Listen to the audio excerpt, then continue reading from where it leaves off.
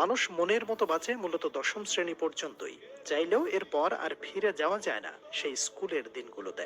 সেই পুরনো বন্ধু, খেলার মাঠ, মাগরিবের আগে ঘরে না ফিরলে বকা খাওয়ার ভয় পেয়েও মনের আনন্দে খেলতে যাওয়া, শবে বরাতের রাতে দল বেঁধে নামাজ পড়তে আর ঘুরতে বের হওয়া, প্রথমে স্কুল ফাঁকি, জ্বর এলে সবার আনন্দ পাওয়ার লোভ, ঈদে নতুন পোশাক পরার আনন্দ মন থেকে অনুভব করা, প্রথম সাইকেল চালানো, প্রথম ঘুড়ি ওড়ানোর ভেসে আকাশ ছোঁয়ার স্বাধীনতা।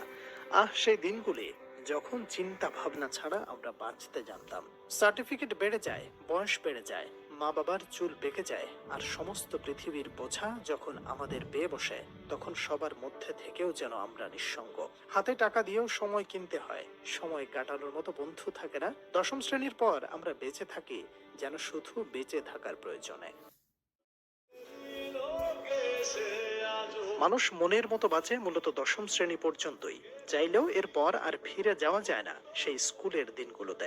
সেই পুরনো বন্ধু, খেলার মাঠ, মাগরিবের আগে ঘরে না ফিরলে বকা খাওয়ার ভয় পেয়েও মনের আনন্দে খেলতে যাওয়া, শবে বরাতের রাতে দল বেঁধে নামাজ পড়তে আর ঘুরতে বের হওয়া, প্রথমে স্কুল ফাঁকি, জ্বর এলে সবার আনন্দ পাওয়ার লোভ, ঈদে নতুন পোশাক পরার আনন্দ মন থেকে অনুভব করা, প্রথম সাইকেল চালানো, প্রথম ঘুড়ি ওড়ানোর ভেসে আকাশ ছোঁয়ার স্বাধীনতা। সেই দিনগুলি যখন চিন্তা ভাবনা ছাড়া আমরা বাঁচতে জানতাম।